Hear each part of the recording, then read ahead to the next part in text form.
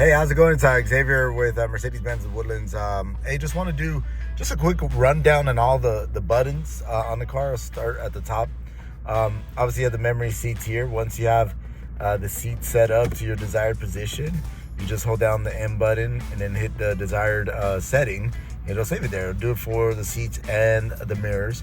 And also something I want to point out, because you could miss it if you don't, you have the lowered leg support, and it comes out to just provide additional lowered leg support. That's what that is. So it is a separate button for that. Heated seats, you have different levels on it, right? And then to turn it off, you just have to hit it 3 times. Same thing with the ventilated seats. This will allow you to control the passenger seat. I'll show you here on our end. I'm gonna make it scoot up a little bit so you can see what it does. See, now I'm controlling it. So that allows you to control that side. And then you have the unlock lock button here. And here's where you would just adjust the mirrors. Again, that's for the left side, and that's for the right side. That's to fold them in. So you got a narrow garage, folds the mirrors in. And then over here would adjust the mirrors, and then obviously the windows controls here, and this is to lock the windows in case you have kids in the back. Also, one last button on the door area down here. That's for the tailgate. You just pull on it to lift open the tailgate, and then you push down to close it. So over here are the controls on the left-hand side of the car. Just want to show you, right? So left-hand side of the car. And then that's for the parking brake. You just pull on it to release it. You push it to engage the parking brake. You'll see auto. So right now it's auto. You don't have to think about it. The lights all come on automatically. If you want to manually do it, putting it to the left makes it go to, the parking lights. Putting it on turns on the headlights, the low beam headlights. Over here on the right-hand side, you'll see that it looks like a rear, it looks like a fog light, but it's really for the rear tail light. There's gonna be a single light that comes on in the event of foggy situations. You hit that little icon comes on over here, lets you know that it's on, and what it does, it shines one red light that's designed to pierce through the fog. So to make it easier for you to see, so to make it less likely that you would get rear-ended in a foggy situation. And over here, you just scroll up and down for at night how bright you want the screen to be for this one here.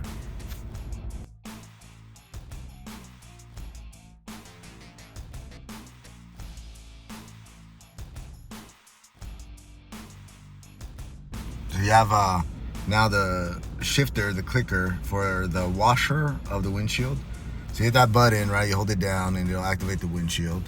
And then you go around to the other side, and this is the off mode. You put it on there, it's gonna turn on the automatic rain sensing wipers. If you need it more active because it's raining heavier, you could do that there. And then the next level up are where you're kind of manually having the system do it. Also works as a blinker as well. Next, going to talk about the steering wheel, and first I'll focus on the left-hand side. So this will control, and it's a scroller, right? You could thumb it. This is the back menu, and this is to go to the home page. For example, let's say I'm going, and you can change the looks on it. These are some of the prompts. But let's say I'm going to the navigation. I click on something. And I could either just go back one screen or hit home. It'll take me back to the home screen. And also too, up here when you go up with the heads up display, that's how you control the heads up display settings. So you could have, additional information or maybe less information, whatever's your preference. And then this adjusts the height and the brightness level of it. And if you don't like the heads up display, that will allow you to turn it off. This section controls the cruise control and the driver assist. First you have to turn it on. Once you turn it on, little icon over here lets you know that it's on. And it's got and then these little icons let you know that it's got the steering and then the lane keeping assist that's on. And then once you're at your desired speed, you just hit set. It'll keep the car at that speed. Here you could adjust the distance on it, like how close. I typically do it that distance, but some people are more comfortable with it being closer. But yeah, that's how you just kind of hit that button to continually adjust the distance on it. And then the set allows you to maybe slow down the speed, the safe speed, or increase it. And then, like, for whatever reason, let's say you have to do something and you have to deactivate it, you just hit the resume button. It'll save the previous miles per hour and then cancel. Right hand side is this will control that screen. So a few ways to communicate with that screen. You could do it by voice, you could do it by touch. You have a little touchpad here, right, that scrolls through it, right? Or you have the little thumb pad here, right? And then, you know, you go back to like the home screen if you ever want to go back. But that is this section, and that's the back, and then that's the home, and then this allows you to kind of toggle back and forth. Next is the volume control first, right? The Bluetooth, the phone to answer or hang up. Here is where you could, instead of saying "Hey Mercedes," you could just hit that. You could just hit that button, and she's listening to you. Change the radio station to 99.1 FM. I already changed it. And then here's like for favorites. Let's say you like you like to change ambient colors all the time, or you like to have your radio station saved by just a quick access. That's what the favorites are for. Here's where you could actually change some of the settings on the car and personalize your driving experience. So this is an actual button, so you could change. Maybe you want to change that AMG dynamic mode. Maybe you want to take off the traction control because you want to have better acceleration. You could adjust the suspension, and here it just allows you the same, but just like, hey, maybe you want to turn off the idle stop. Maybe you want to adjust the height for the vehicle, right? Change the dynamic mode. It allows you to, and then how you change it is like, hey, I want to change you just hit it, now it's in sport mode. And then same thing with here. If you, hey, what mode do you want? And it puts it on sport to mirror that. But you would just kind of play with it, just kind of decide what you want to change or just keep it the same. Totally up to you. And then this one allows you, just like that dynamic mode over here on this button here, this allows you to adjust, put it on sport, race mode. It allows just an easy access to do it, and that's what that does. So if you got a sports enthusiast type of heart, right?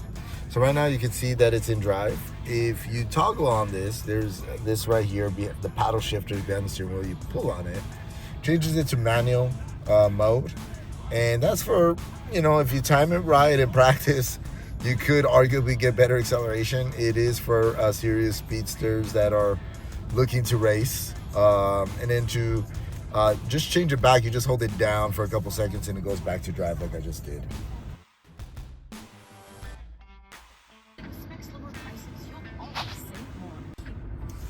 Okay, now we're going to cover the AC unit of the car.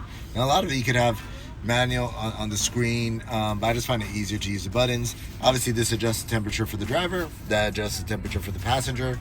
This will allow you better access and more information as far as like how to sync up the temperatures, whether you want it on just a windshield or on the foot. That allows you to change the fan. You could also change the temperature and the fan speed here, and turn on the heated steering wheel as well. Okay, and so next, that changes the fan speed, right? When you put it on auto, it'll keep the cabin at that temperature.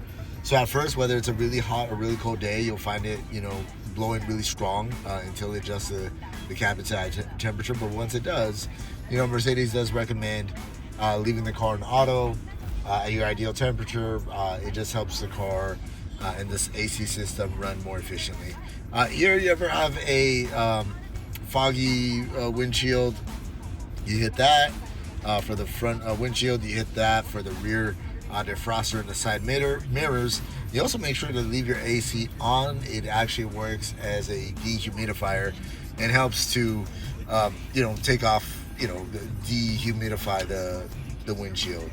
You have the hazard lights. Automatically comes on, it's letting you know it's running. It's flashing as well. Again, that's the rear windshield and the rear defroster. That's recirculating air. You're going someplace, maybe you're driving someplace and it's kind of stinky. You turn that on. That'll keep the air from it just recirculating inside. And then obviously that's like to turn on the AC or just the fan, right? Most times it's always going to be on, and then sync to the driver's temperature. So down here you have additional buttons, and sometimes this is the easiest way to actually use the car. Again, you have the dynamic mode. If you want to quickly turn on the camera, that turns on the camera. You hit that to kind of zoom in. Over here you go to vehicle settings. You want to run your car through the car wash. It gives you a few quick settings. Car wash, and this is what it'll do. It'll turn off the parktronic, turn off the rain sensing wipers. You hit activate. It'll fold the mirrors in. Again, that's if you're running the car through the car wash. You have fingerprint sensors. Usually for family members, like they usually don't do it. I have it on my car.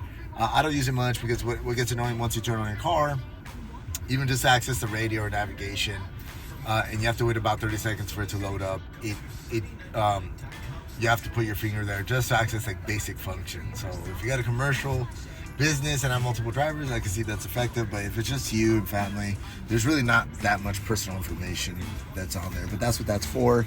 And again, this is like, let's say you got your radio on, you swipe for the next song, or for the iTunes, and then you hit that.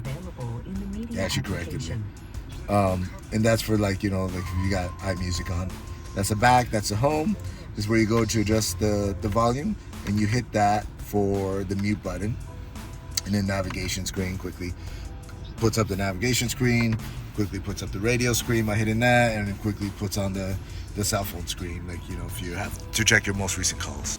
Oh, and then this last one here, you can adjust the height, to bring it higher if you're doing some off-roading, and also lower it if you're loading some things in the car.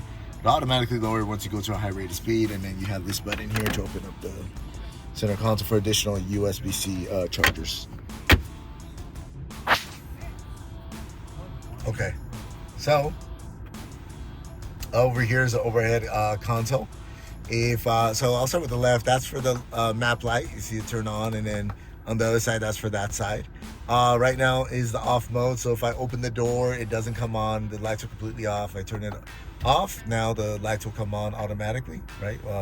And then this is to turn on the lights on at all during the day. Right now, it's on, and then you just turn it off. And then if you're just checking something in the back, you'll see a little rear sun in that area. That's for the rear light over here. Right, that's only when it turns on. And then over here is your Mercedes Me. That is your, hey, you got tech questions, you can reach out to me, but also you can reach out to Mercedes anytime. That is the number that you would that is the button you would hit if you need roadside assistance for free, for as long as you own the car. It's 4 year, during the warranty period, 4 years, 50,000 miles. You get a flat tire, run out of gas, Mercedes will help you out at no cost. That's by hitting that button. They know where you're located as well. That's almost like calling 911. That's for an emergency situation, in event of an accident. In a sense, an airbags deploy, they will actually reach out to you in the overhead system, and if they can't get a hold of you, they know where your car is, and they will send emergency personnel that way. And here is to close the panel roof. You hit that once, and that opens up the slider, right? It's opening up right now. And then once it's done moving, again with the one-touch feature, you hit that, and it'll open it up about sunroof distance. So that's what those buttons are for. Hey, so this is the last part. This is right under the rear view mirror, and this is the HomeLink garage door opener, where you could actually have 3 different garage door openers or a gate that opens it. So you have 1, 2, and 3. If you have any questions on that, let me know.